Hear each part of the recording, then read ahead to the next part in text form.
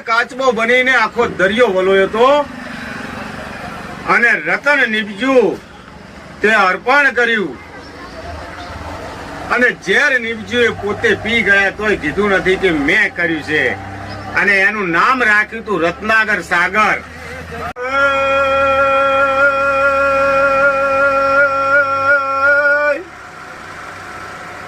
કછુઆ બનીને સાગર વલોયો તો